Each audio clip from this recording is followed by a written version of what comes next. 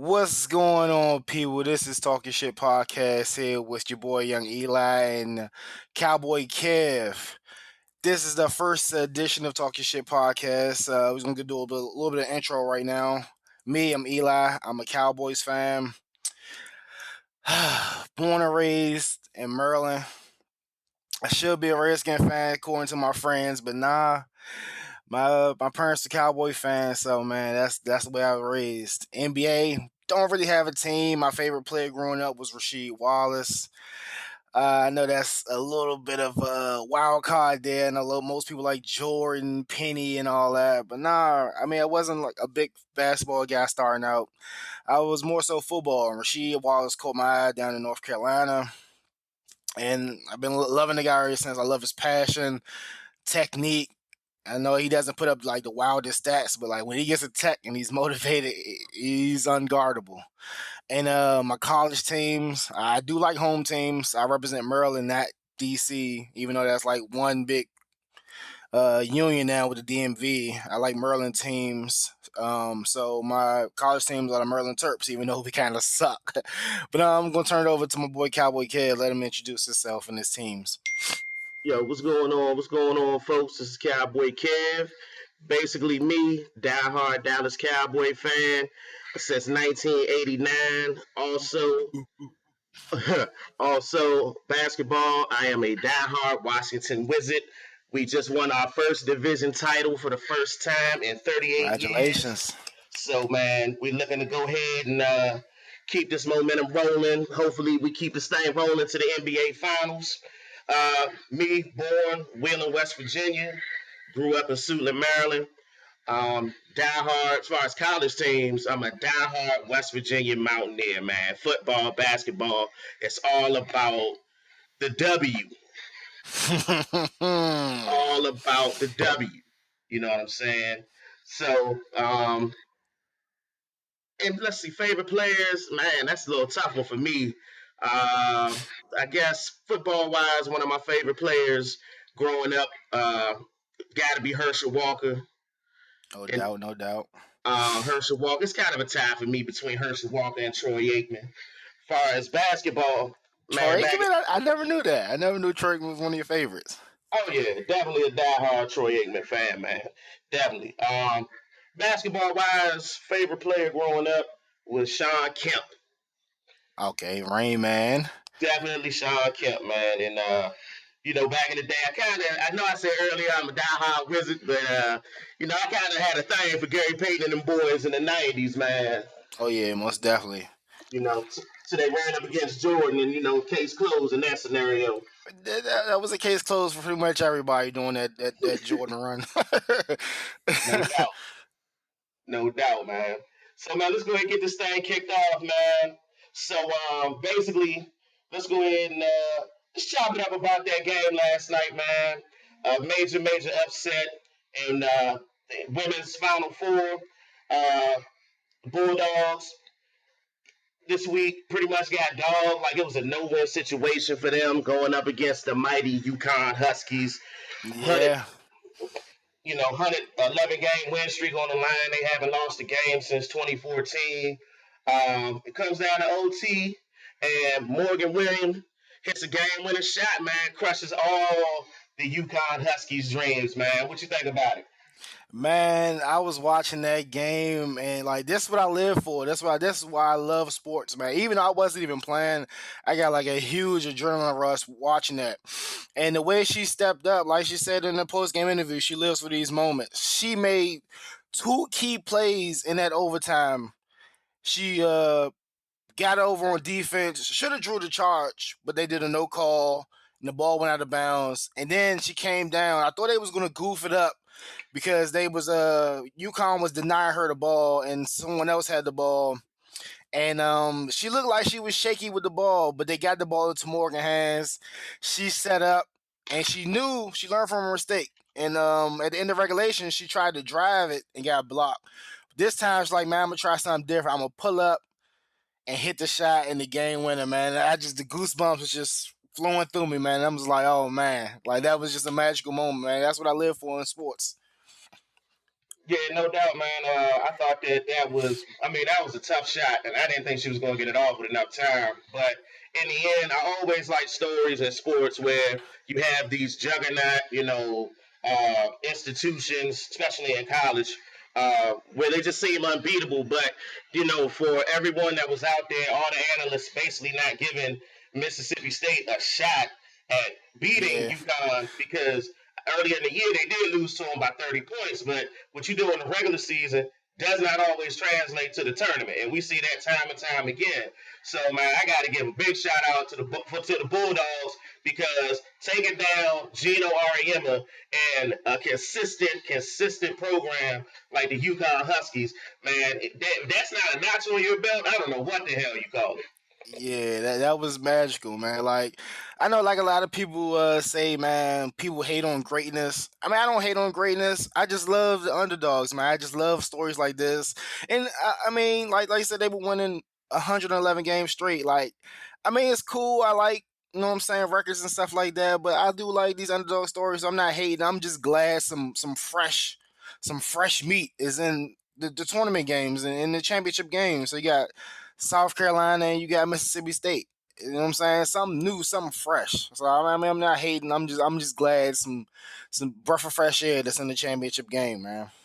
Yeah, man, 100%, 100%, man. It gets kind of stale after a while. Where it's always the same teams every year. Like I said, big shout out to the Bulldogs, man. That was a hell of a win. First of all, just to get a team that you lost to by 30 points and to get them into overtime, and overtime can go any kind of way, Any kind of way. and to And take them. oh, go ahead. I'm sorry, yeah, to take them all the way down to the wire and to hit a game-winning shot on the UConn women's Huskies. Man, that was a hell of a moment last night, man. And speaking of going any way, I don't know if you peeped it. I don't know if you seen it. It seemed like they tried to work Mississippi State.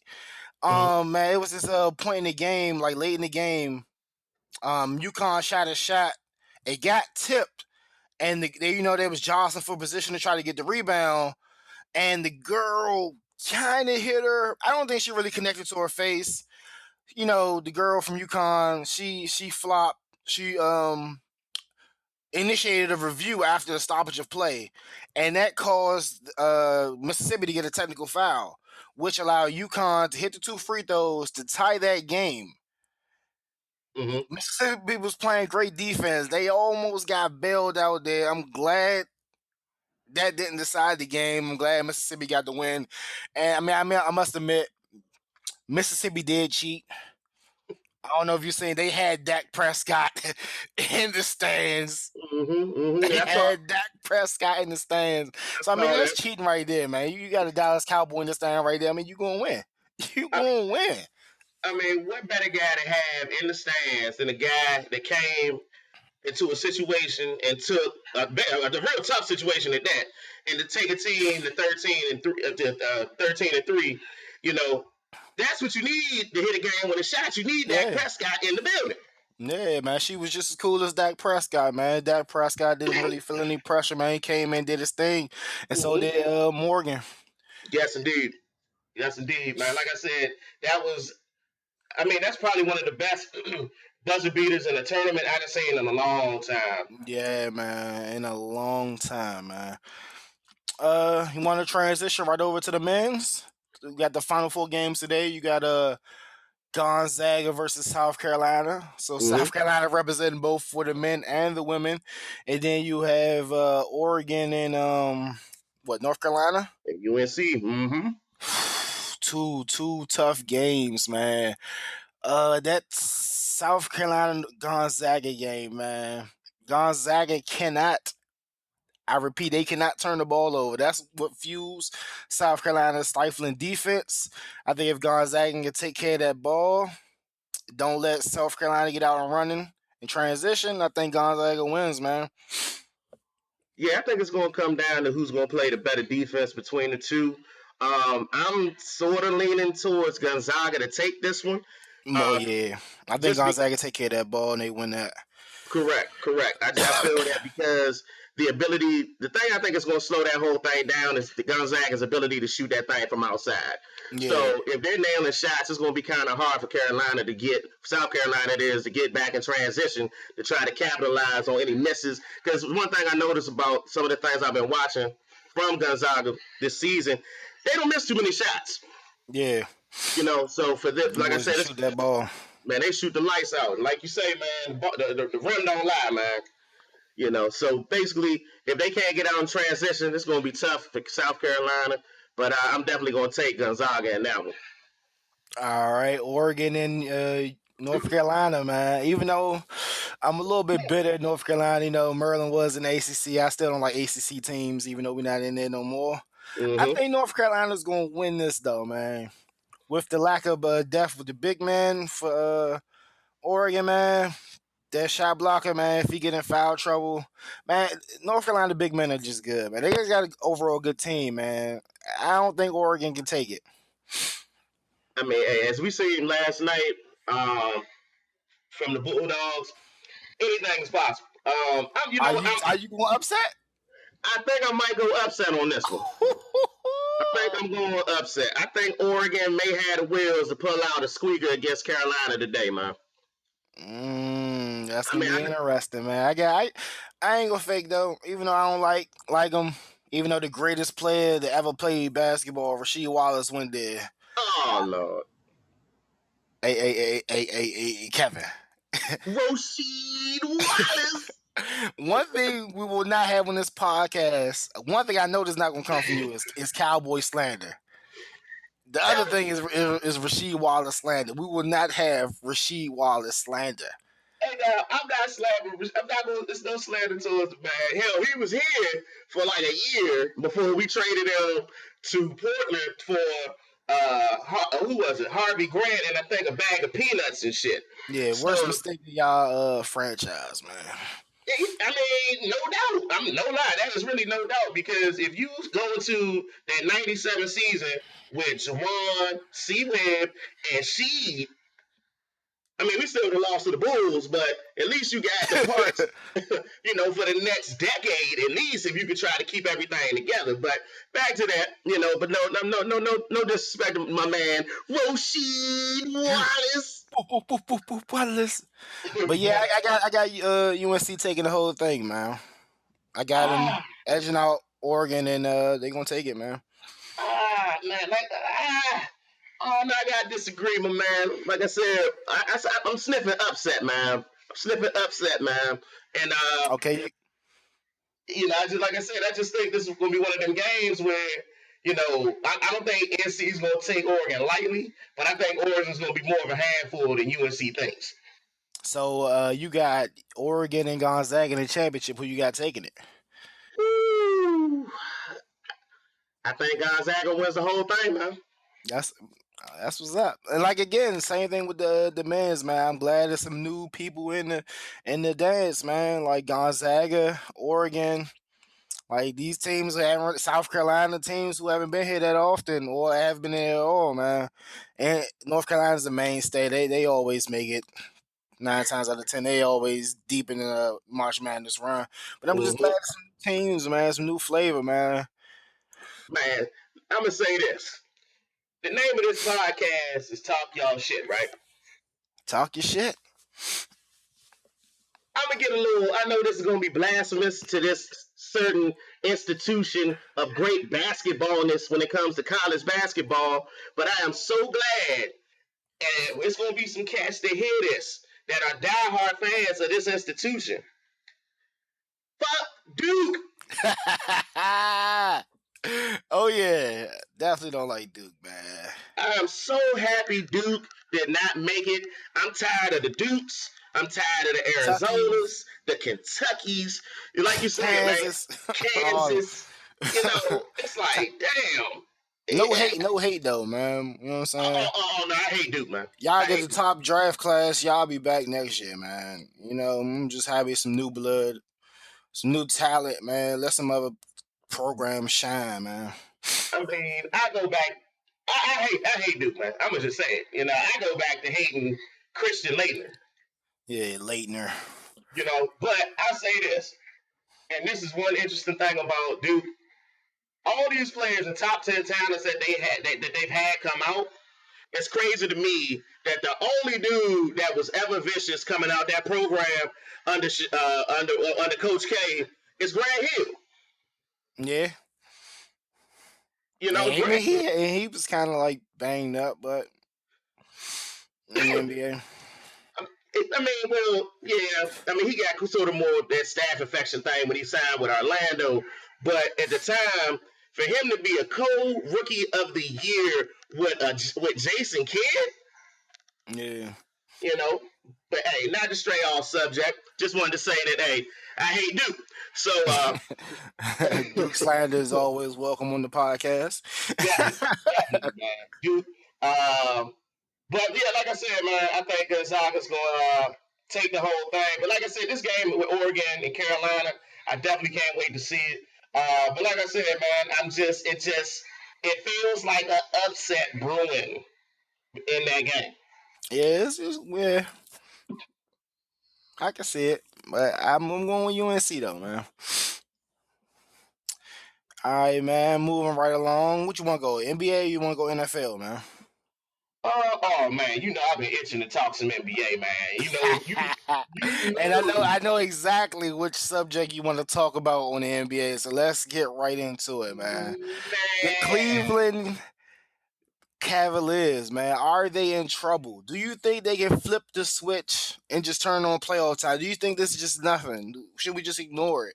LeBron is speaking out, crying to the media. He needs help. He got Darren Williams, got Dirk Williams. Man, they had so many lottery picks on that team. It's not even funny. He got the help now. Now they just got to jail. They complain about getting rest. They're tired. Do you think they can flip the switch, or you think they're in trouble, man? Man, look. Let me tell you something. It's gonna be a new representative in the East in the finals this year. Talk your shit. Who you think will be the new representative? You know what?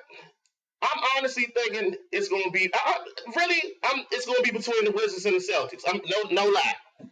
That's just how I feel. Just from the standpoint of they've had trouble with both teams. Both teams are it's just crazy to me. The one position that I've been seeing the Cavs getting dominated at in these losses is point guard. Everybody talks about Kyrie, and don't get me wrong, Kyrie is a hell of a point guard, but John Wall has got at him. He's had problems with Isaiah Thomas. So they got length, they got speed. Both teams have guys that can get out in transition and on the wings.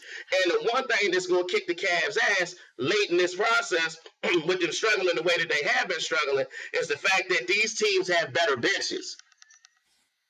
These teams got better benches. Yeah. Especially the Wizards. The Wizards are deeper than I thought they were. And I know me and you had the conversations because I was criticizing some of the guys they, picked up, like Slim from the Pacers.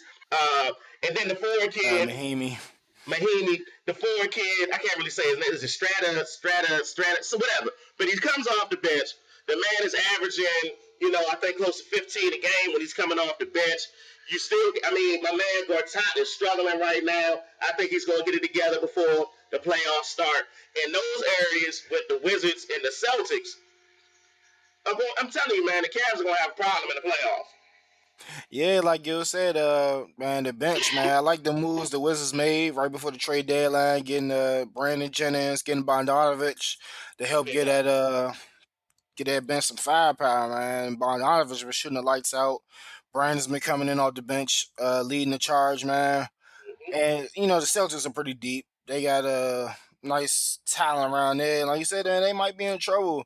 But the only thing that concerns me about the Wizards and the Celtics is just that experience, man. And then with Cleveland, they got all the stars, so they're gonna get most of the fouls and all that. So man, that's the only thing that scares me about it. I think they let them play straight up. Definitely, Boston, Washington can definitely run with them and possibly eliminate them. Yeah, I mean, my whole thing is, you're completely right about playoff experience. With the Wizards, to me, I think with having the backcourt of Bill and Wall, I think it's going to help them out in this series a lot if they play Cleveland. Just from the standpoint of The way that they come off screens, the way that he sets up Bill for threes. Also, when you got guys like Otto Porter, Bogdanovich, you got all these guys that can get out and shoot, and that's going to be a serious problem. But the one person that's key in that series, if they play each other, is Coach Scott Brooks. You got a hell of a coach in Scott Brooks that's been to a final, that's been to Western Conference Finals. He can get them. I think he can get them over the hump. It's going to be his knowledge that's going to get them over the hump to beat the Cavs, and that's the one big advantage between really for me. Ty Lue took over a team. He won an NBA championship, but come on, everybody know that LeBron's the goddamn coach on the floor. No doubt, no doubt. But head to head with a tested real NBA coach like Scott Brooks is going to be a serious problem. Now with the Celtics, with their coach, I still think the Celtics can beat them, but I think that's where the problem lies. And I agree with you 100% that the Celtics and their playoff experiences may bite them in the ass. But I'm definitely pushing hard for the Wiz to beat the Cavs. Yeah, man. Like you said, no hating, but like you said, LeBron's been to the finals like damn near every year, and I wouldn't mind seeing the new Eastern Conference champ crown, man. To see a new representative. But It's, man, it's that finals matchup would be intriguing. But I mean, we had it for like the last 3 years, but that'll be a tough test for whoever comes out of the East to go against the Warriors or the Spurs, who's most likely going to come out of the West.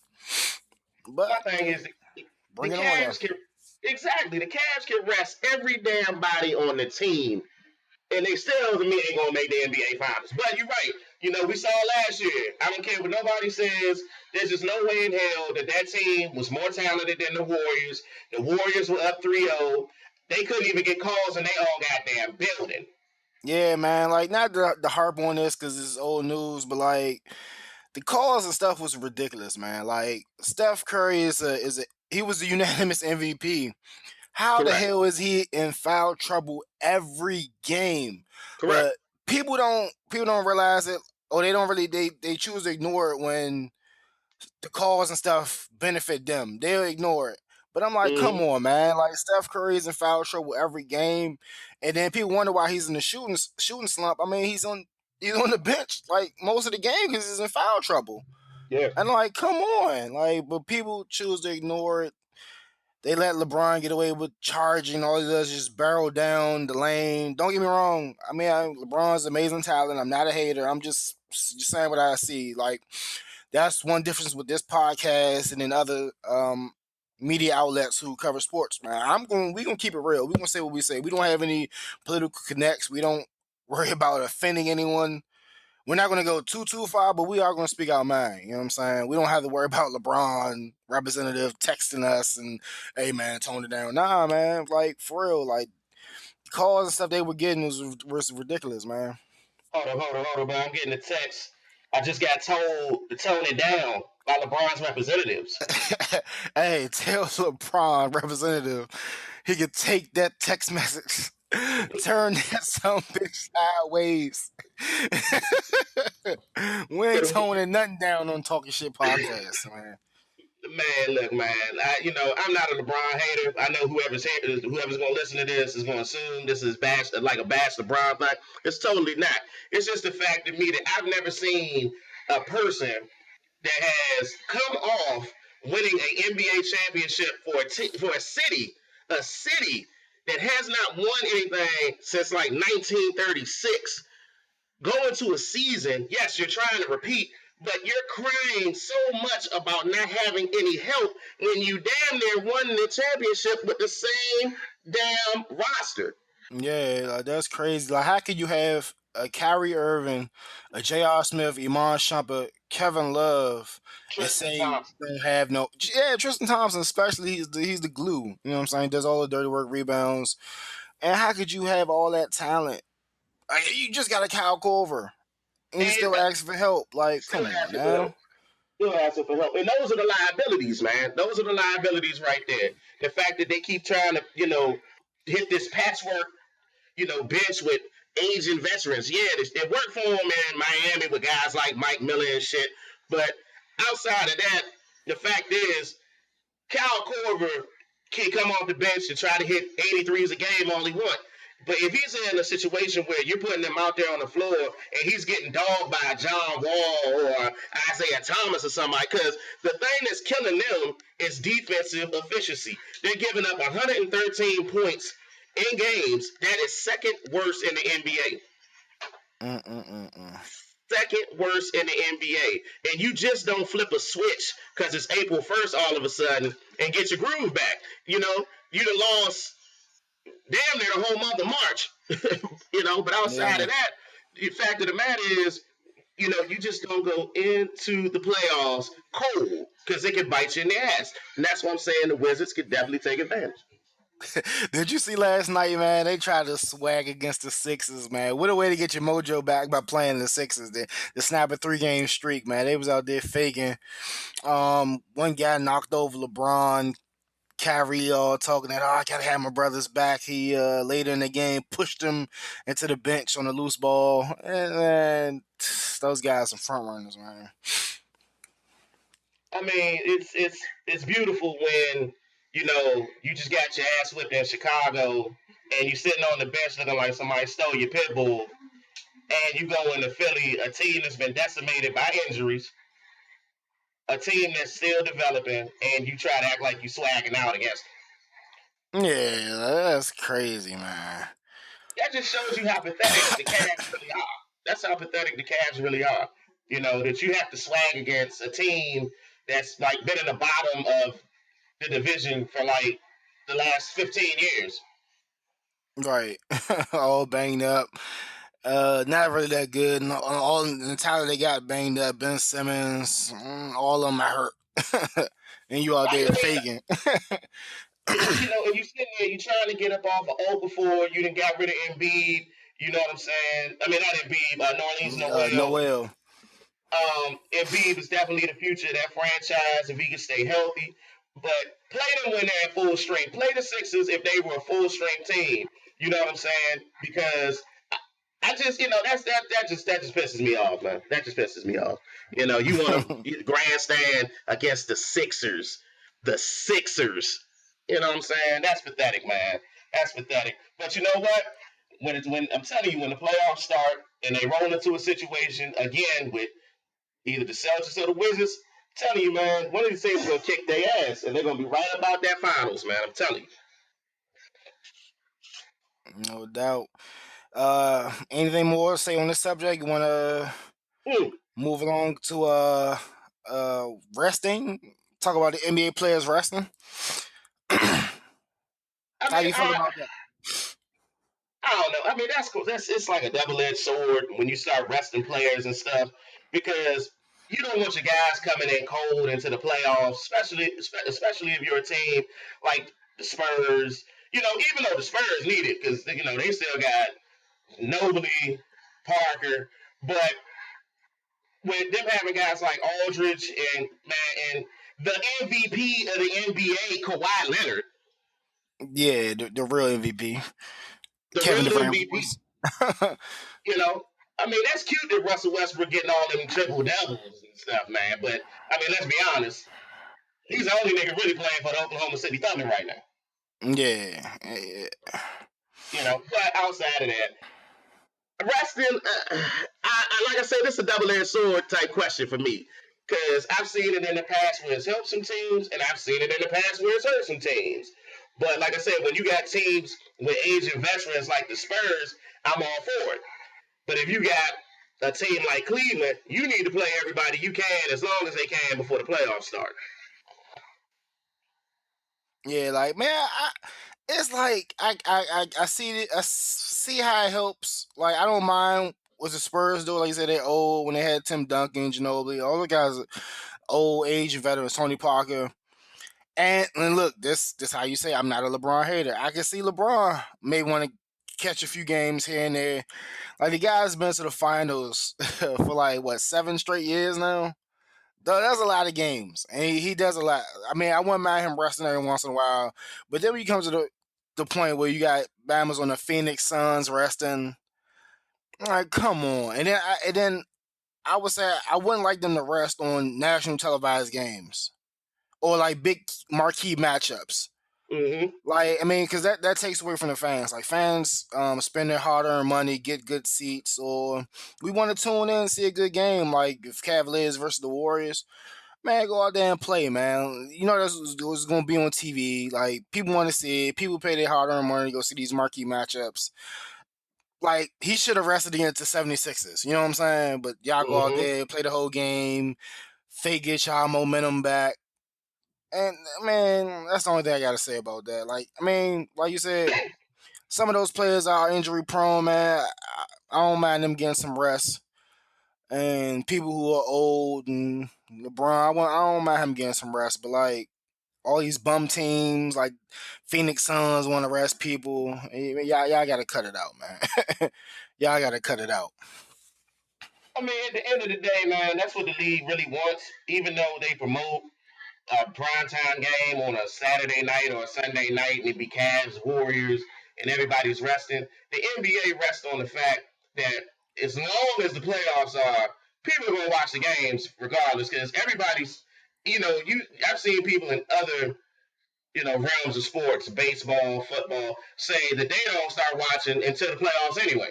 Yeah, I mean that's how it's gotten, especially now with all these super teams. Like you kind of got a general idea who's going to make it to the finals. So like, why watch the regular season? I mean, if you're a hardcore fan, you'll watch it. You know what I'm saying? You see like the good moments, like Devin Booker dropping 70 points, or like a few upsets here and there.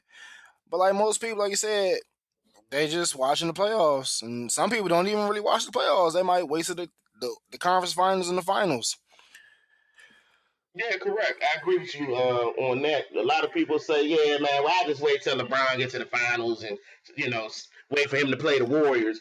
But my thing is, if the league would stop having referees dictate the outcomes of the games, maybe we would get more entertaining matchups. But it's all based on ratings. Ain't nobody. I mean, I'm not even gonna put blinders on to the fact that Warriors, Cavs produces ratings for the NBA Finals, because it's No doubt. basically, if you love LeBron, if you hate LeBron, you got folks tuning in to see if he's going to win or lose. Right.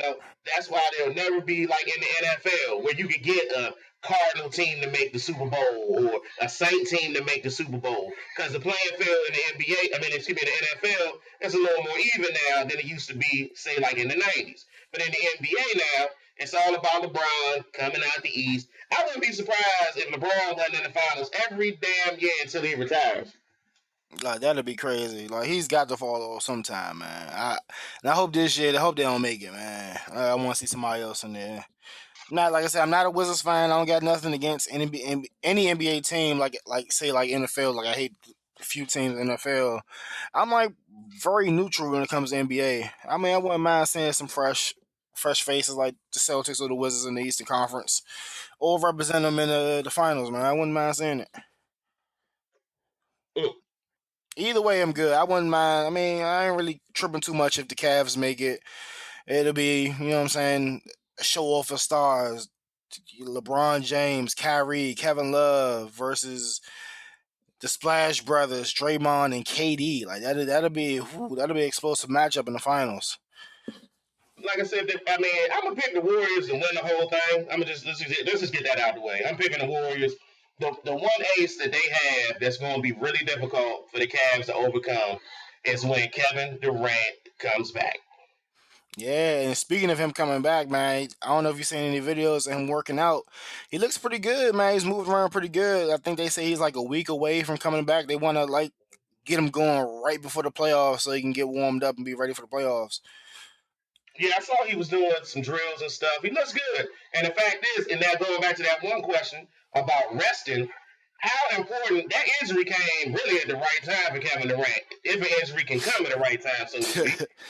But he's rested and he's doing drills and he's looking good. And the Cavs right now are struggling, trying to get ready to hit the switch going into April for the playoffs, which is going to be a difficult road, like I said, with the Celtics and the Wizards being young and hungry for them. So if they get into two tough series where these games are going 6 or 7 games, and then you roll into the finals with the Warriors coming in with a healthy KD.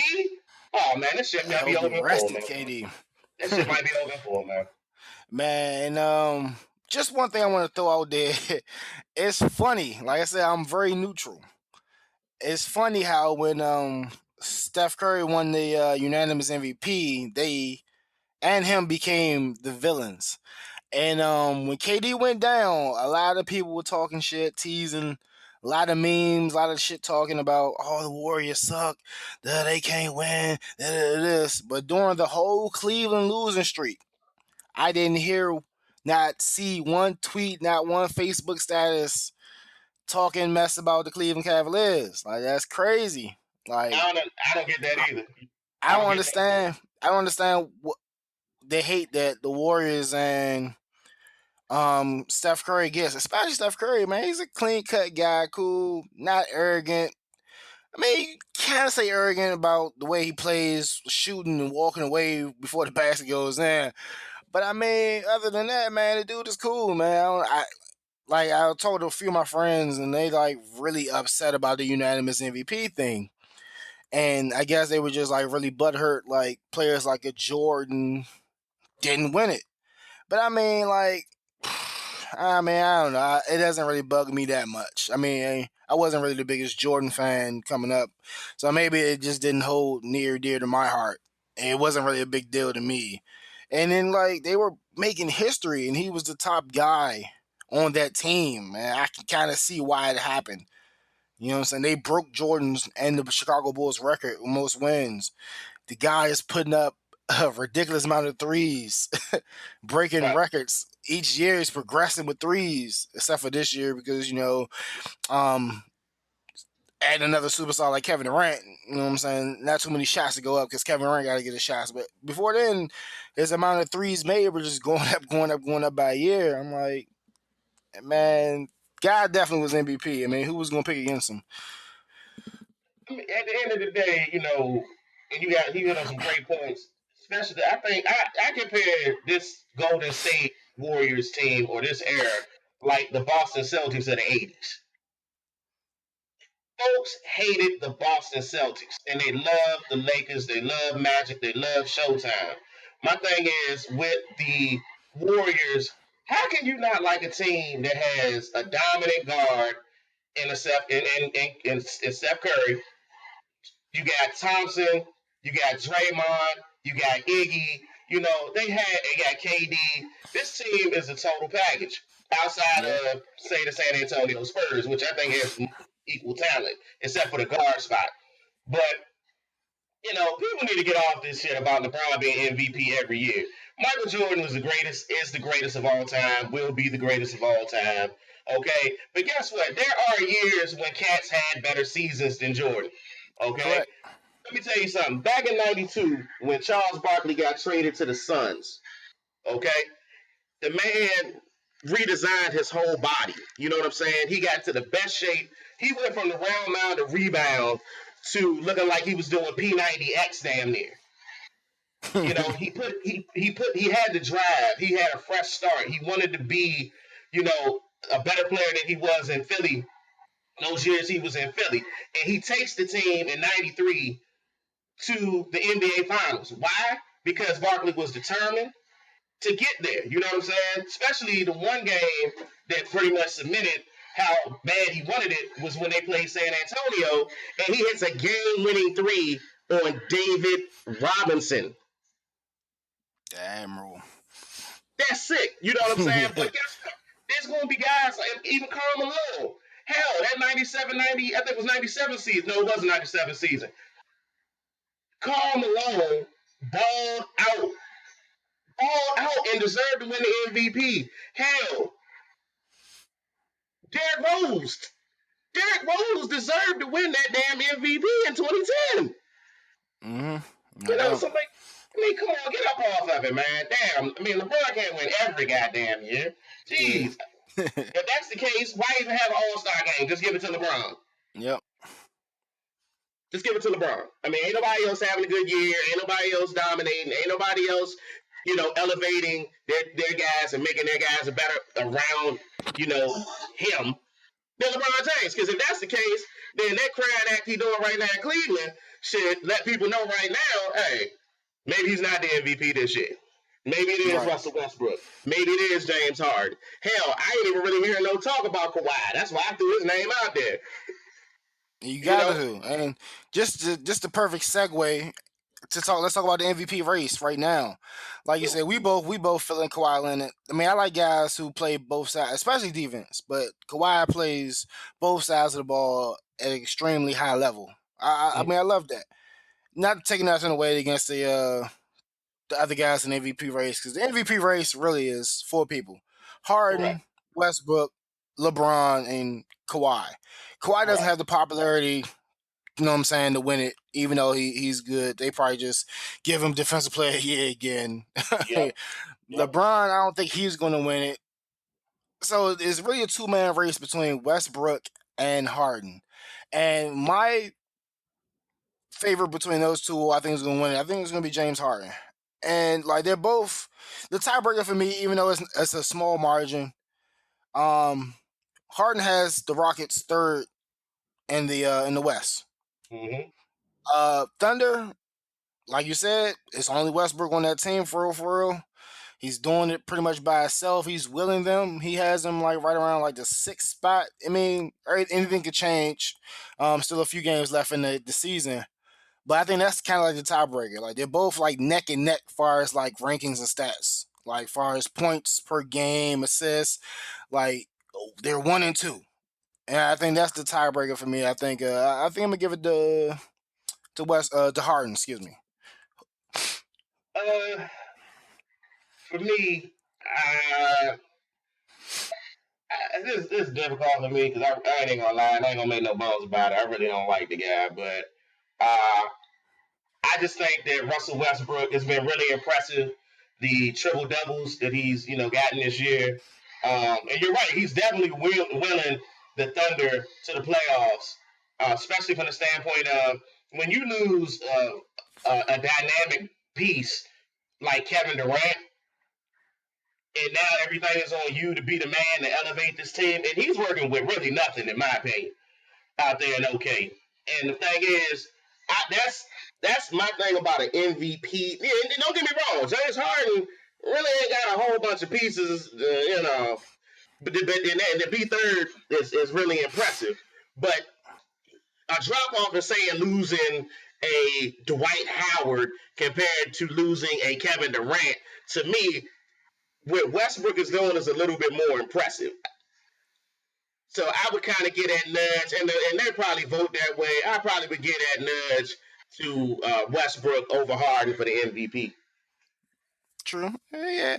Like I said, you can go either way with it. Like I said, they're both neck and neck. You can't really be wrong with either selection. But like I said, you got Westbrook. I'm going with my man Harden, man. I'm going with the beard. Fear the beard. I mean, like I said, I could definitely see that. Like losing Dwight Howard, and then you still winning your team to the third spot in a tough competitive Western Conference, going up against the Spurs and the Warriors, and I can see that, but I think that the sexier pick is Russell Westbrook. Don't know. He may very well end up winning it, man. You never know. Uh, LeVar Ball, man. How do you feel about LeVar Ball? LeVar Ball, man, is the Joe Jackson of basketball. Good comparison. You gotta kind of. It's sort of like when LeVar Ball is sort of like a love hate thing, and I see everybody has it because you gotta respect his hustle. He wants to get all three of his kids in the NBA. He wants them to be, financially secure in their lives, which is fine. Which is fine. But sometimes you want him to shut the hell up. I mean, don't get me wrong. The man is able to speak his mind. It's a free country, the whole nine. But shut the hell up. Because you can't just keep saying little asinine. Like, if you're keeping it relegated to the things that your kids are doing, that's one thing. But if you're sitting there just talking dumb shit like how you could beat Michael Jordan, come on, man, cut his mic. Cut his mic now. Just cut his That's mic. how. That's how I felt at first. Before I started watching YouTube videos, and before he had his media run, and I thought I felt the same way. But now that I see he's not serious. He's not serious about me, Michael. He's joking. Like every time they bring that up, you could just see him grin ear to ear. He's just making joke. I mean, it's just like it's a man thing, man. You're not going to say, "Oh man, Jordan beat me." It's a man thing, man. So ain't like he's joking. He know he can't honestly beat him, but he's not going to admit to it on TV. And like you said, he's smart, man. Like all that talk is just bringing headlines, bringing more attention to his boys and his brand. He's trying to build up the big baller brand. I mean, like I can't hate him, like you said. Like one of the I think it was like Lil Lamelo. He was like, man, some kids don't even have their dad. For our dad to be sticking up for us like the way he is, like I'm not mad at him all. I love him. Like I'm paraphrasing what he said, but he said something to that extent. And right, like my father wasn't around that much, and I feel him, man. Like man, he's not saying nothing malicious, even with the whole LeBron thing. Like people just get sensitive when you talk about kids. If you don't know what I'm talking about, he just said it's gonna be tough for LeBron's son to live up to LeBron. And like people, superstars who have kids, their kids don't really amount to too much. Especially if they try to follow their father's footsteps and play the sport that they played. Like Mm. they don't really amount to too much. That's all he was saying. But people get touchy and sensitive when you talk about kids. Like me, I personally, I love LeVar. I love the brand, man. Like taking care of his kids. He's not like forcing them to play. He's not too hard on them. Kids love him. Like they understand. I don't think he's a distraction at all to them.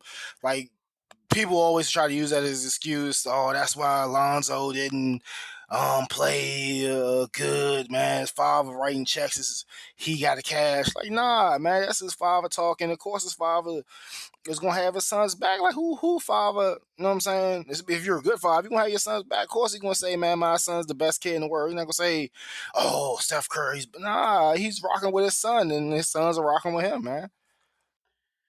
Yeah, so LeVar Ball had a great point in his ESPN interview where he said that people were saying that he's exploiting his kids.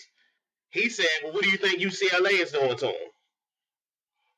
I mean, the system is set up where these kids can just go one and done. So why not sit there and say, "Hey, I got three talented boys, three talented ball players.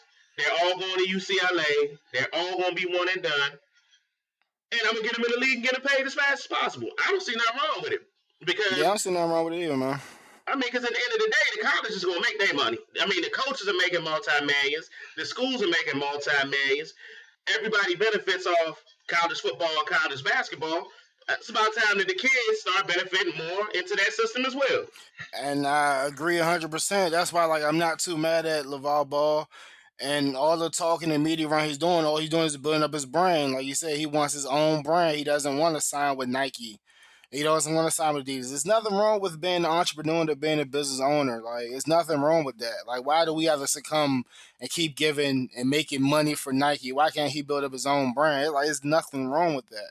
That's all he's Right. doing. Like now, he want to he's drawing in offers for his own reality TV show. Like the Kardashians been eating off this reality TV show for a while, man. And like I said, I wouldn't mind having another good black family on TV. Not to be racist or anything like that. We just don't get a ton of it. The only like black TV we get for us reality is like Real Housewives, and that's just a heap and crap of shit right there. So I wouldn't mind seeing like a good black family on TV, them just doing their everyday lives. You'll see them at different levels. By the time the reality show starts, Lonzo will be in the NBA. Mhm. Jello will be at UCLA, and Melo will be. And he'll still be in high school. He might not play for Chino Hills. I'm not sure if you heard about the rift that's going on between the coach and LeVar. He might Yeah. not play for Chino Hills, but he'll still be in the high school level. So you'll get to see him. That he'll be down there for 2 more years, and then he'll come and join USCLA. And I don't see nothing wrong with it, man. Like get your money while you can, because you never know. Nothing's promised, man. We're all part of a system that wants to benefit and make money off of you, it's time to start making money off the system. Right. You know what I'm saying? You know what I'm saying? There's nothing wrong with what they're doing. I have nothing wrong. I have no problem with what they're doing. I have no beef with them, man. And you made a great point earlier about a positive male figure being in these boys' lives. You know, like you said, a lot of cats don't have their dads to even push them to get to this type of level or want to get them to the next level. So that's why I also get a dude the big ups because he's trying to take three young men and get them paid. Yeah. I don't see nothing wrong with that. Nothing at all. Um, I know this podcast is getting a little bit long in the tooth, so we're gonna jump right into the meat and potatoes of this episode.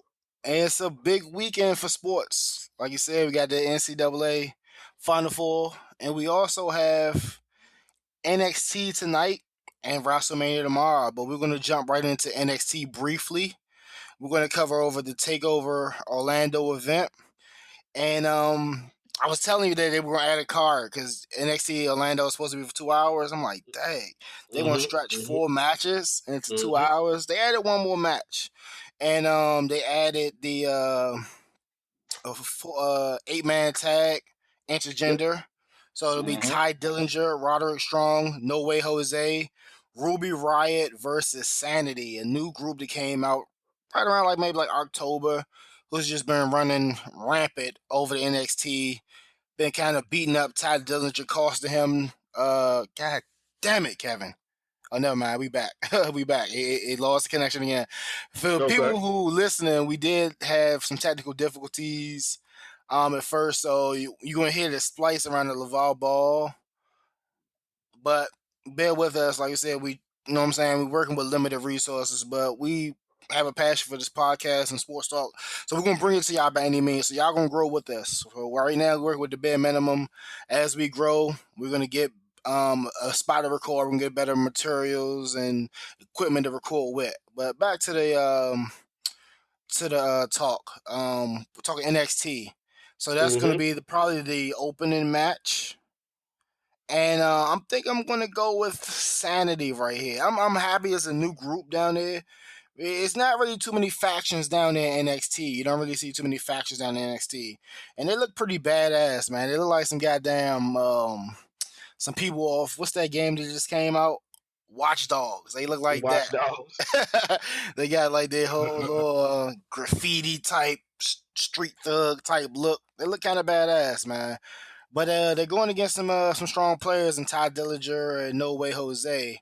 Not too familiar with Roderick Strong. Ruby Riot just kind of made her debut the other week because Sanity does have a female group and a female member in their group. You know the men are not going to hit the group, hit the female. So she came out to assist the guys, and that's going to be a good matchup. I'm going with Sanity there.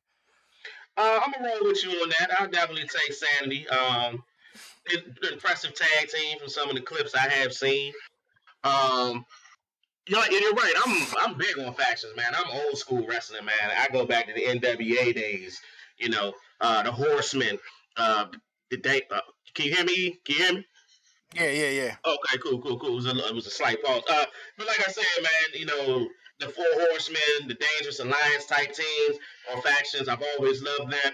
But yeah, I'm gonna roll with you with Sanity on that one. All right, moving along to the next matchup, we got a debut.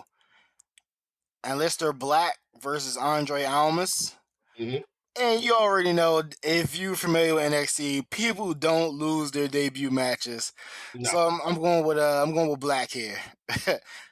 He's I an mean, impressive young man from Amsterdam. mm-hmm. Mixed martial arts background, looks very impressive, man. I know one thing. I know he gonna have to switch his finisher because his finisher is pretty much the coup de grace. It is the coup de grace. So I mean that's my man Finn Balor stuff. So you're gonna have to go with. He has a nice submission move. It looks pretty painful. You have to roll with that or something else. Yeah, at the end of the day, knowing how H and William Regal go about things, you definitely not gonna lose your debut match, especially on something as big as Takeover is this weekend. leading into WrestleMania tomorrow. So I'm gonna probably have to go with Blacko as well on that. Mm-hmm. NXT Tag Team Champion. This is a triple threat, and I just found out it's elimination. So Mm-hmm. the champions, Authors of Pain, look pretty good, versus DIY versus the Revival. Mm-hmm. This is going to be a tough matchup. This is going to be a pretty good matchup. These top three matchups on the card are going to be great. This is going to be a tough one. I'm going with I want to say DIY, but I think Revival is going to win it. I'm gonna disagree with you on that, brother. Just because I really like the Authors of Pain. I really like them. I've seen a little bit of DIY. The Revival doesn't really grab me too strong, like how I'm feeling about the Authors of Pain. So I think the Authors of Pain are walking in with the titles and walking out with the NXT tag titles. Okay. The NXT Women's Championship match. Ember Moon versus Asuka. Oh, this I, is a tough one for me, man. it's a tough one for me I too. like both of them. I like both of them. This is a rough one. I love Asuka. I'm starting to like Ember Moon, and it's like NXT is what it is. So I think Asuka is going to be coming up to the main event soon. Mm-hmm. So she's probably going to have to drop this belt to Ember Moon. I think Asuka's going to be coming up probably on one of the flagship shows after Mania. Yeah, She looked like she might be going to SmackDown. I think SmackDown needs some firepower. yeah, I agree.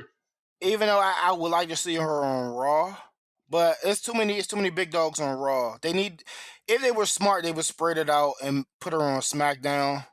Even though she seems like a Raw personality, she's just so hardcore. But I think Ember Moon's going to take it. They're going to use this to build up Ember Moon because Asuka is undefeated down there. She's been down there for like a year, a little bit over a year. She's been undefeated. What better way to build up your next person up by beating the undefeated Asuka? I mean, I agree. I think she is. I think that she's going to be one of the NXT stars. Getting a call up after Mania. It's a shame because they should have had her come up before Mania. But in the long run, I agree with you. I mean, it's a toss up for me. But if she is getting the push up to the main roster, then Moon will definitely be NXT Women's Champ come this evening. And by me just doing like a little bit of research, I was worried about losing Asuka, and the next person we're gonna talk about recently, made up next. I was worried about them losing that, and then NXT not having enough talent. But I think NXT is gonna be all right. They're gonna continue to develop talent and bring in big name guys from different circuits, so they'll be all right. I seen like two potential women that can kind of step up and take Oscar's spot and feud with Mm-hmm. Ember Moon. Like the girl Ruby Riott, she looks pretty good. The girl Insanity, she looks pretty good. And they already had people on there like Peyton, so they're gonna be all right, man. And going into the main event, your boy versus my boy, Mm-hmm.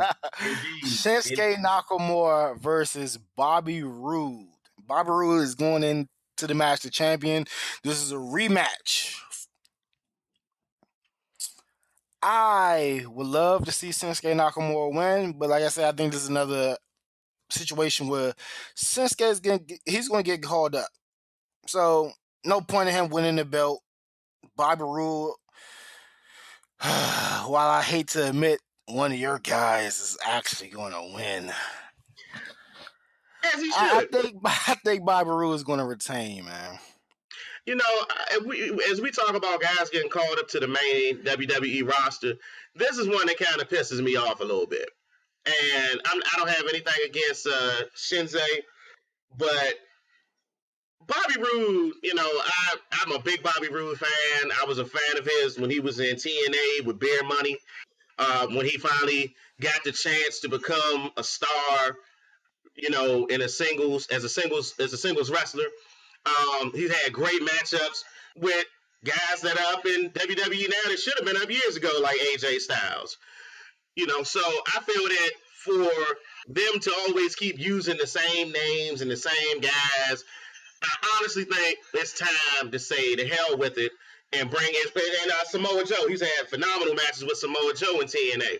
Mm-hmm. And at the end of the day, I agree with you that Shinzei is probably not going to win this match, but it's time, man. Bring Bobby Roode on up, man, and let's get these matchups that people are dying to see.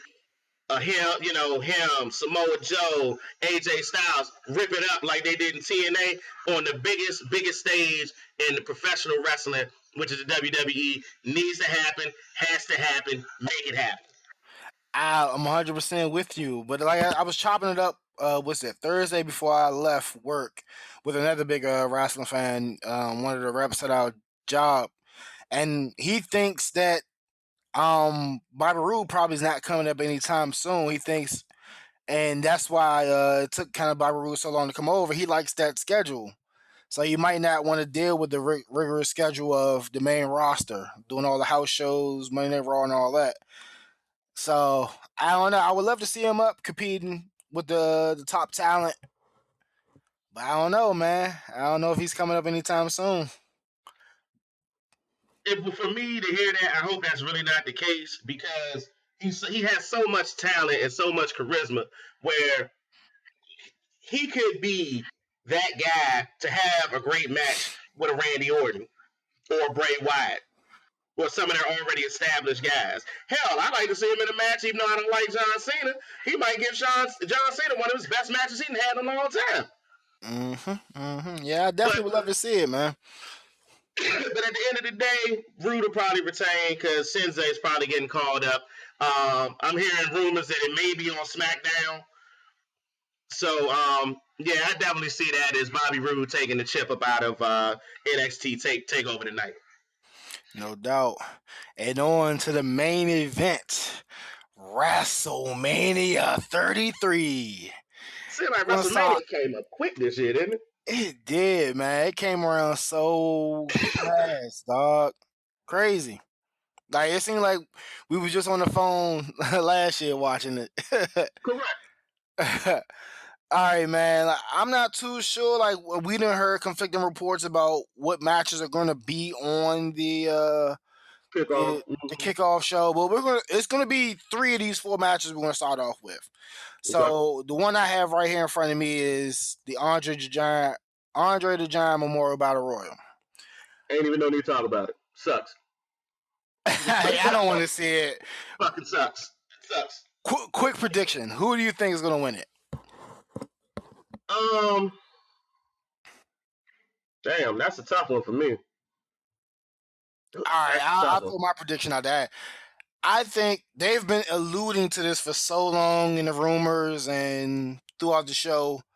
I think this is finally the opportunity. I would think they're going to use to push Braun Strowman. I think they're going to use this to catapult him up, make him all. He's already been kind of big and bad. People scared of him. But I think they're going to use this to add another notch on their belt. But then again, you sent me that report saying that Big Show is ready to call it quits. So they might, Big Show is a good comedy guy, so they might send him off right and let him win it. And that's where I was going with that. That's why I'm saying it was a tough one because I can see, and you know what? This is how corny this would be because you got the new giant taking out the old giant, taking on the old giant, and then you have these two as the finalists in the Andre the Giant Battle Royal, and then he tosses your man Strong Broman over the top rope to win it. Because if I'm not mistaken, Big Show was the first winner of this thing, wasn't he? Yeah, he definitely was. So he'd be the first 2-time winner of a battle royal that nobody gives a shit about. Well, yeah, exactly. Oh man. Well, who cares? The fuck, like, come on, that's ridiculous, man. But as corny as they set up shit, I wouldn't be surprised if Show takes it. Yeah. Next matchup. Do I want to talk about? I'm gonna skip over that one. I'm gonna say that one's like the third. So, all right, Alexa Bliss versus all Everyone. available women on the SmackDown roster. That is the dumbest First of shit. all, how do you think this is going to play out? I don't know, man. I don't know on this one. It's just, I mean, you got multiple. I mean, I don't know. I wouldn't be surprised.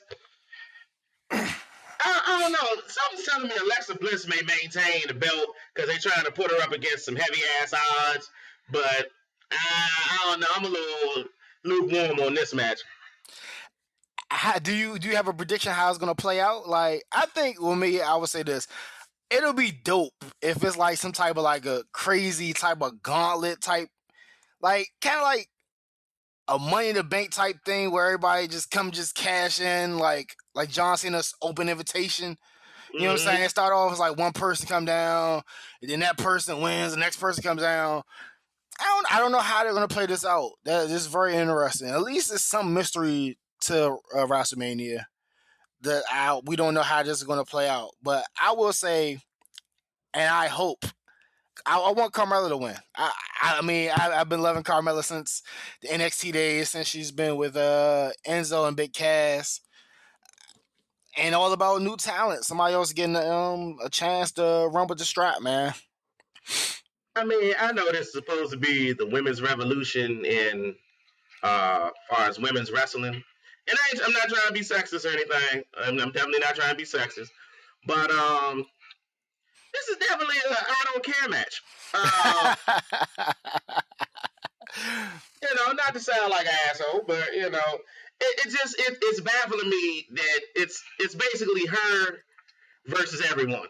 Yeah, I don't know if it's gonna be like everybody in the ring, last man, last woman standing. I don't know how this is gonna play out. Excuse me. I'm gonna give you a wild card in that. I think I know who you're gonna say. You might not. It might surprise you on this one. Go ahead. Mickie James. I knew you was gonna say Mickie James. Yeah. That's why I want to start this podcast with you, man. Man, we got good chemistry. I knew you was gonna say Mickie James. I started saying it before you was gonna say it.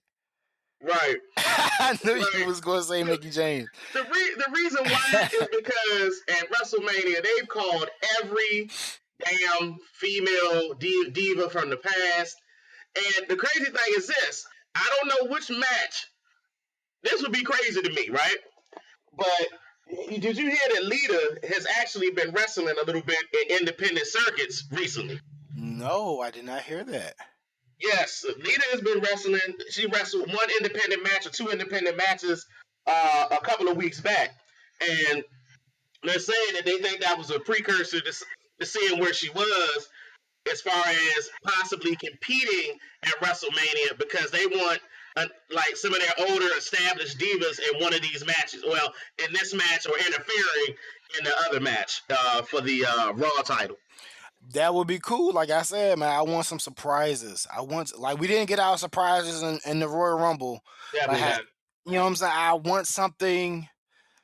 A Kurt Angle sighting or something. I want something. They have to give us some star power this WrestleMania.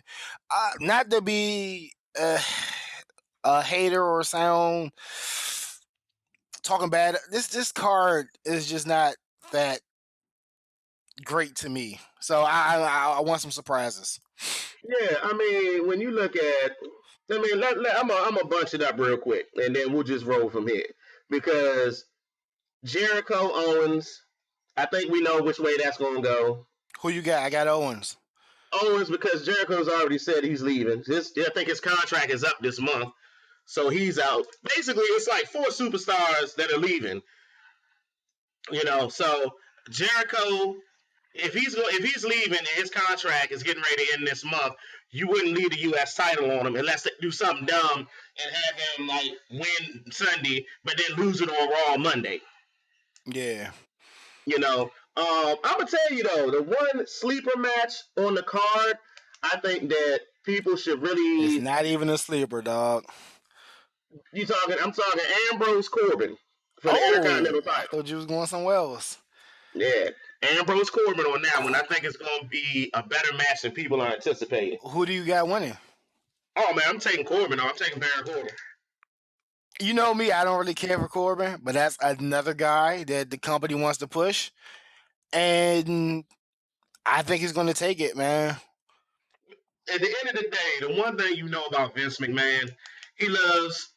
I mean, he's grew into liking smaller wrestlers because he was forced because of let's just say past discretions back in the day. But Vince McMahon has always loved big wrestlers.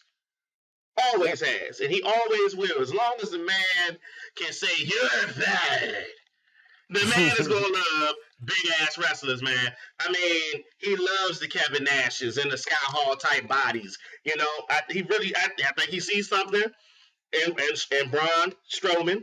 I think they like Baron Corbin because of his size. They like big guys. But at the end of the day, the flip side of that coin is you like big guys, but you won't give my man Cesaro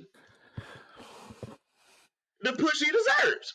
Yeah, for that reason, he thinks he's boring. He's not entertaining. But Vince is just so out of touch. Anyone who follows WWE knows Vince is freaking out of touch. I mean, and that's an understatement. That's an understatement. You know, But the he match, really. go No, go ahead. ahead. No, go ahead. No, go ahead. No, I was gonna say, it's just a shame because there's certain guys that deserve to get some type of push because I hate when they say, oh, it's about us listening to the fans. And there's cats that the fans like that get like either a slight push and they get bumped down for dumbass reasons, or it's the guys that fans don't like, say Roman Reigns, that's getting a push. That I mean, it's like it's real confusing to me when they say it's about what the fans want, but you don't give the fans what they want. Yeah. And like what I said, I thought you was gonna say the sleeper match. We're jumping all over the place now, but I thought you were gonna say the sleeper match was Neville versus Austin Aries. That's good. Mm, Hey, I was talking to my homie. That might be the match of the night, and that might be the match of the night, man. I no, love Neville's new gimmick. Austin Aries is amazing. It's for the cruiserweight title. I hope they don't stick that on the kickoff show. That'll be a shame. what I heard, I think it is going to be on the kickoff show. That's a shame.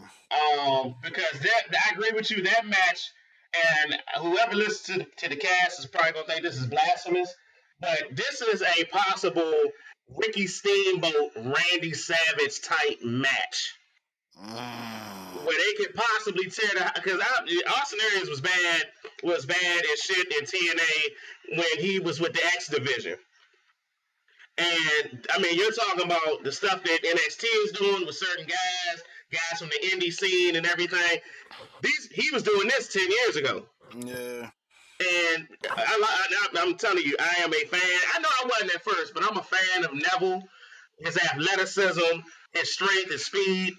This is going to be a hell of a matchup, and this is a crying shame that this shit is going to be on the kickoff show. That's pathetic. Yeah, that's crazy, man. Next matchup, the tag team Raw tag team. Luke Gallows, Carl Anderson, the Club versus Enzo, Big Cass versus Cesaro and Sheamus, and a triple threat ladder match. Who do you got winning? Isn't it a shame a New Day ain't involved in this match?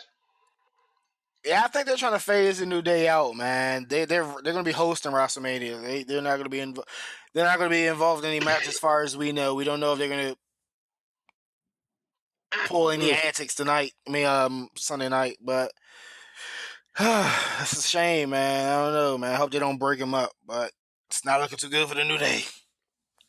Uh, I'm gonna go Cesaro and Sheamus. Mm. I'm gonna While go I would Cesaro and Sheamus. love Big Cass and Enzo to have the belt, I'm going with the Club. I think the Club retain, and it would be cool if Finn Balor he interferes in this and they really get this club thing going. He And you has know the what? goddamn jacket on the goddamn WWE shop. They You were know what? alluding to it before he got hurt. We need, Yeah, like you said, we yeah, love yeah, factions. yeah, There's no faction on the main roster right now that I can think of other than like what the New Day. yeah, yeah. That's it. Just a New Day. because the wives got broke up. So yeah, yeah. You know what? That's an interesting take, and I didn't really think about that. That could be a deciding factor in that match if Finn Balor comes out and interferes in some kind of way. I can see that. I can see it going that way. I definitely can. Man, it needs something. Next matchup. The Women's Raw Fatal 4-Way Elimination Match.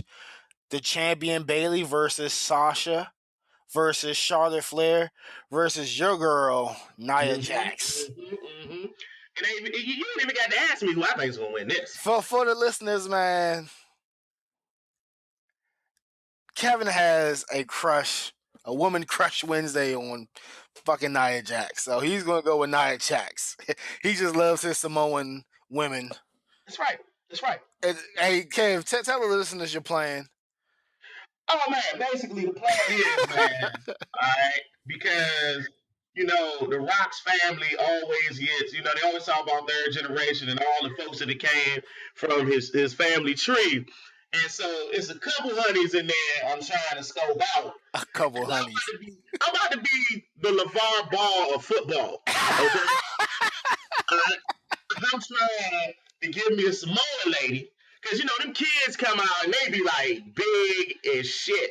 Like, they be like 2 years old, already weighing like 180 and can play football. So I'm trying to give me a couple little offensive linemen or possibly pro wrestlers in the next like 5 to 10 years, man. Cause I'm about to be like LeVar, man. I'm just gonna sit back, man, just watch my seeds, collect this money, man. That's what it's about. Okay, wow. All right, so you go with Nia Jax, and you already know where I'm going. I'm going with the boss, Sasha Banks. Talk about women crushes. That's been my baby ever since NXT. Ever since she switched to that boss gimmick, man. Man. Sasha's a bad girl. I'm gonna say this. Even though we have our favorites in this match, it's probably going to be Charlotte Flair. And this is why. Yesterday, they did a presentation for Ric Flair and gave him one of them big ass like Ultimate Warrior statues yesterday. Oh yeah, I seen that. So I really think some sneaky bullshit's going to happen, and she's probably going to get the women's strap back. And another thing, like I love, like I'm a big advocate of the women's revolution. I was telling you back in the day, man, like when they was doing their thing down in NXT, man, you should check what these women are doing down in NXT. So I love all of them equally. And I wouldn't be mad at Charlotte, but go back to our thing, like God, that she would be a 5-time champion already if she was to walk out Sunday. So I mean, even though Sasha had it a few times, but I don't know what it is, injuries or what. She hasn't really had a lengthy title reign. I want her to have a real title reign, and I want her to go back heel. So like it'll be cool, like if the last 3. I mean, I know you're not gonna like hearing this. If Nia Jax get eliminated, and it becomes down to the last 3, Bayley, Charlotte, and Sasha, and I want Sasha to go heel because they got that fake friendship between Bayley and Sasha, and Charlotte has been kind of alluding to that. You can't trust Sasha. Sasha is so money as a heel. So I want her to go back to being heel, cutting those promos, and just being the jackass, coming out there, just being the boss. So I want that to happen. I want a heel turn and Sasha to get the belt. I think you hit the nail on the head with something you said, but didn't realize it. And I think you said it. The fact that Charlotte Flair would be a 5 times women's champion, I think is the angle that's going to be played. Because I think that they want, because, I mean, come on, she's a Flair. Her dad is a 16-time world champion. So, I mean, but the WWE does this corny shit. It's corny as hell. And this is what I'm talking about certain people getting pushes or whatever. But the lineage of who her father is, I mean, I can just see her being a 5-time women's champion. I mean, I think that Nia Jax is probably going to be the first one eliminated. And I think it's going to come down to Bailey and Sasha and everything. And I think that's where the real meat of the match is going to be between those three. Nia Jackson's just in there just to have a big ass lady in there. Yeah. But once they get her out the way, bottom line is then when you get to those three, the match is going to become more competitive. I think you're going to see a lot more. Honestly, because Bailey, there's some times where Bailey looks a little off some certain stuff that she does. The real thick of that, the glue of that match is going to be Sasha and Charlotte.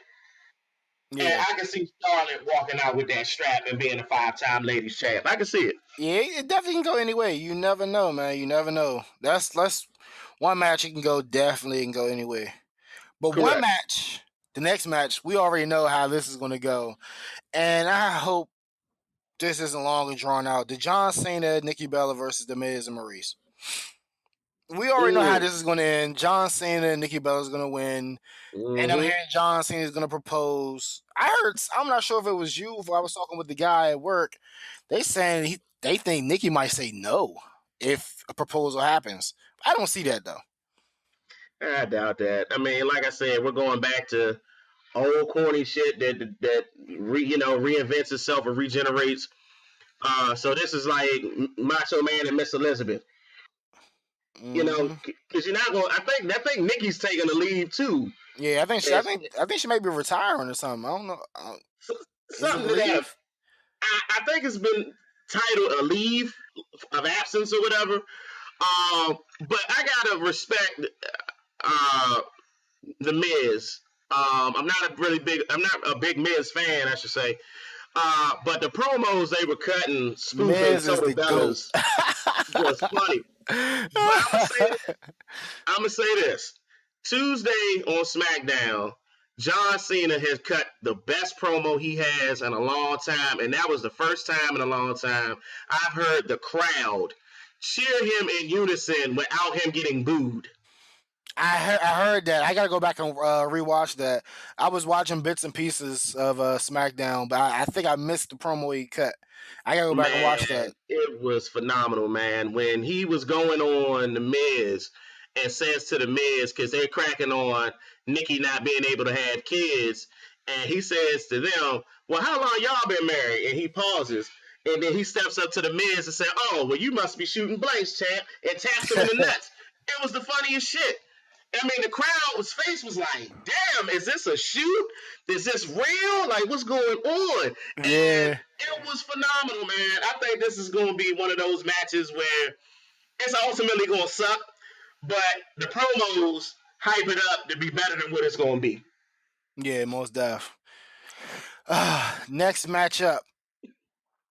Shane McMahon versus AJ Styles. A complete waste of AJ Styles at a WrestleMania. I 100% agree. Like, I'm tired of. I mean, nothing against Shane. I love Shane. I'm tired of seeing this guy wrestle. And then this is going to be like a regular match. So the thing that makes Shane great is his stunts. Correct. So I don't know what kind of stunts he's going to pull. I mean, is he going to jump from the top rope to the announcer table again? Like, I'm tired of saying that. Right. I think AJ is going to take it. Shane McMahon goes on his leave of absence, I think. Yeah, he's actually leaving. Yeah. He's actually leaving. Because I think he only had like a year deal or whatever it was. But, let's move on to the next match. You ain't going to pick your winner? I mean, come on, man. This is AJ Styles, man. I mean, I thought you were going to go just Shane O'Mac. Oh, man, get the hell out. All right. Next matchup. Triple H versus Seth Rollins. Non-sanctioned match. And dog, I just want to give kudos to you. You 100% called the kayfabe injury I didn't see it. I thought it might be a real injury. You called the kayfabe injury with Seth Rollins very early on. It just seemed like this was something that Triple H they conjured up, and it's basically a year shoot.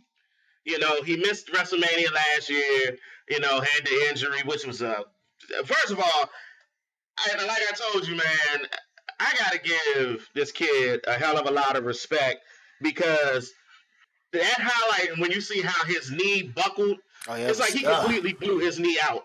And for him to still complete the move, picking up Kane on a blown out knee and finishing it, and just the detail of what he put himself through to come back is, man, phenomenal, man. So Seth Rollins definitely gets a lot of respect from me from coming back from that injury. Um, I really don't like this match. The only reason why is because he's over. You don't need Triple H to put him over. Yeah. But H wants to be in Manias. He wants to be in a Mania match somehow in some capacity. I mean, I'm taking Seth Rollins in this, but I don't like the match because you don't have to get him over. He's over. Yeah, I mean, I'll go as far as to say Mania needed Triple H. They needed the star power. They needed him. Like this card is just I'm really not feeling it, man. I'm really not feeling this card. I think they needed him. You know me, I've been a Seth Rollins guy. So you already know I'm going with Seth Rollins. Like you said, he's super over. Don't need the push from H, but I think he goes over H and continue to feud with the Authority on up and coming shows. And I think he's going to be the main driving force to fight that super group they might form with Right. Samoa Joe, Kevin Owens, and maybe some added people. Yeah, I mean, they definitely turning him face.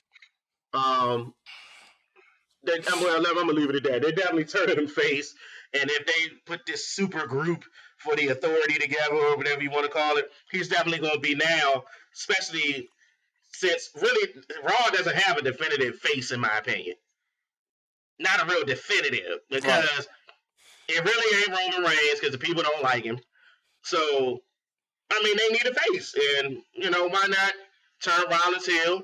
Excuse me, face after what he's been through, and he'll probably, like I said, he'll probably be H to set up that whole thing where now it's the Authority chasing him to get back at him for beating H and blah blah blah blah blah. But at the end of the night, I think that match is going to be more entertaining than we are going to definitely expect. Last thing on this match. Do you think Seth Rollins uses the pedigree or does he debut a new move? I would love to see the pedigree, to be honest. I think that'd be a hell of a way to end it, to put him, I mean, not to say to put him over, but to beat a dude that been like hitting you in your leg for the last 3 weeks with crutches, to bust his ass with his own move. Yeah, that was pretty badass. It'd be a hell of an ending in that match. All right, moving along to a real potential passing of the torch match. Undertaker versus Roman Reigns. I'm gonna let you take the lead. You don't want to take the lead on this one? No, Since this is your guy. This is your guy. Roman's my guy. I'll take the lead on this one. I don't know. Honestly, this is one of them I don't know matches. Because I know that they kind of want to try to get Roman Reigns over. But I'm like, I don't know how the hell somebody wins a title 3 times, but anyway, at the end of the day, because Taker has been doing this for 20 plus years, you can tell that it's starting to weigh on him. I mean, he's almost 60. This is I don't know if this is gonna be a match like you're trying to watch paint dry, or if it's gonna be, because Undertaker only got like 3 moves. Roman Reigns only got like 3 moves. This is hard for me, man. It's like he's gonna get booed out the building if he pins the Undertaker. We both know that. All right, fellas. Sorry, we had a little bit of technical difficulties with the recording. Please bear with us. We're gonna get better as we go along. But just picking up the last 2 matches, Bray Wyatt versus Randy Orton. This should be a good matchup, man. I think I'm gonna go with Bray Wyatt, even though I think Randy's going to win. I'm going Bray Wyatt though, man. It's long overdue. The guy needs his long push, long title reign. He's been like amazing for the company. They need to give him a push. I'm tired of Randy Orton and John Cena's keep winning the belt and holding it. Man, I just hope they just stick with Bray Wyatt, let him do his thing, and hold the belt for a while, man. What do you think, Kev? Man, I think this is probably going to be one of the second best matches on the card. I think that Orton and Wyatt both have the ability to push each other into a really, really quality match. Uh, like I said earlier, it's a shame that Neville and Neville and what's my man, Austin Aries got to get pushed to the kickoff match because I think these are going to be the two best matches of the whole card. Because, like I said, both of them had the ability, especially Randy Orton, to carry on a good, solid 30-minute match with ease, especially with a guy like Bray Wyatt. It's going to be really entertaining. I got to go Bray Wyatt. Yeah, man. And going on to the potential main event, Brock Lesnar versus Goldberg. I swear I don't really want to see this matchup again for the simple fact that it only lasts for like a minute, if that. So it's like, man, Goldberg is old as hell. He can't really take too many bumps. So they Mm-hmm. have to make these bullshit matches where it lasts like a minute. And I hope, I hope, even though I'm not even like this whole ordeal with the way they treated Brock, it made me a Brock fan. I wasn't even a Brock fan. I hope Brock wins. Like it's been kind of crazy how they just made him like a punk going against Goldberg. Like Goldberg's been just whooping his ass, and I hope Brock wins and regains some of that beast back, man, because he's been looking real weak, man. I agree with you 100 on that. And the only thing, but you know what's crazy? I got some late information. It's possible that now Taker Roman Reigns is going to be the possible main event. Yeah, like yeah, I mean Um, this stuff never is never concrete. I mean you never know. They move stuff around last minute. Correct. And but you did hit the nail on the head. This is 100% squash match. I mean, you got an almost 60-year-old Goldberg. I mean, come on, man. It ain't really much. Like he says, he got one more spear and one more damn jackhammer to go. And he's going to give it up in this match, and but it's kind of scary because this is reminiscent of WrestleMania 20 when they got this match. They had this match then, and they got booed out the building. It's a possibility that may happen again, but without a doubt, you got to take Brock Lesnar. I don't see Goldberg messing around with the WWE after Sunday night. Yeah, I about to say if it is somehow he wins at Mania, he's going to lose it Monday night. Like you said, his stay with the company isn't going to be for too much longer. So if he wins Sunday night at Mania, he's going to drop the belt Monday night. I don't know what they got planned, but I hope Brock wins for the simple fact, man. Like I'm just tired of seeing this guy just getting punked by Goldberg, man. Yeah, And like you said, like not to harp on it, like CM Punk hit the nail on the head with his whole rant, man. These part timers just coming here, even though Brock is kind of part timeish, but he these is. part timers coming here and they just get all the shine and they just whoop up on the people who've been grinding, who've been here all year round. Even though Brock hasn't been here, but Brock has been here longer than Goldberg. You know what I'm saying? Right. And Goldberg, that's crazy. Goldberg just come back with the company and he just get this monster run. Like that's crazy. And that is accurate as hell. If I was an employee with WWE, I'd be real pissed off that a guy like Goldberg can come in, get such a soft schedule, and I'm grinding 350 days a year, doing house shows, going overseas wrestling. You're doing spots on a Saturday evening, then you on the plane to wherever Raw or SmackDown is being taped or filmed live, and you back on the road next day and have a house show. It's ridiculous, man. But you're right. It's time for the part timers to step off so the full timers can finally get some love from Mr. Levesque. and Vince McMahon and them, man. It's about time. Vince, you're fired, McMahon. You know it, man. You know it, man. That is ridiculous. But hopefully, man, going into what they call the start of their new season, we'll start to see some guys get some definite pushes that deserve it. Especially if your boy Shinzay come up. I'm kind of excited about that. Because if him and AJ Styles can get it on SmackDown, that's gonna be live. Yeah, man. Like I told you, man, that was like the best match I've seen in a long time, and that really kind of cemented me back into the wrestling scene. Him, Shinsuke Nakamura versus AJ in New Japan. Hmm. Man, that was like the greatest match I've seen in a long time, man. Yeah, I saw the clips of it, man. It was a hell of a matchup. And see, that's the type of matchups you need for WrestleMania. You don't need Shane O'Mac against a certified beast with athleticism like AJ Styles has. That's why I said that's a squash match, man. Yeah, yeah. And wrapping up the first episode of Talking Shit Podcast, I asked you guys to bear with us. This is our first episode. Little bumps and bruises, a lot of learning experience. We're gonna get better with time. Like I said, we're gonna perfect the software we are using right now. As we grow, we're gonna get better equipment. We're gonna get a stable place to record. But until then, just enjoy the content we're giving you. We're speaking the truth, giving good analysis. Just bear with us. Oh yeah, it's gonna be no cut on this thing, man.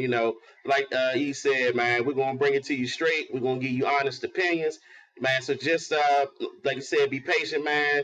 And definitely enjoy the content, man. We about to kick out to y'all, cause Talk Your Shit podcast is gonna be live, baby. Believe that. And you know that. And we out, man. See y'all next episode. Next episode, this is just a special episode we just want to do before Mania. We're normally gonna drop middle of the week, probably like Wednesday ish. So Wednesday morning. You guys gonna have a new podcast in your box. Please subscribe to us on SoundCloud, YouTube. Like the fan page. We're gonna start spamming you guys. So Mm-hmm. and also, man, don't be stingy, man. Tell a friend, man. Also, you can also interact with us on the Facebook fan page, SoundCloud comments, and we're gonna get a Twitter handle for you guys too to interact with us. So we in the future we want to, what I'm saying, get you guys feedback, questions, and stuff. We can interact with you guys in the show. But like we ain't gonna wrap y'all up too much longer. We just go ahead in this episode right now, man. We're gonna talk to y'all Wednesday, man. Yes, indeed, man. Yo, this was a hell of a first start, man. This is gonna be live, man. I'm really excited to get this going. Oh yeah.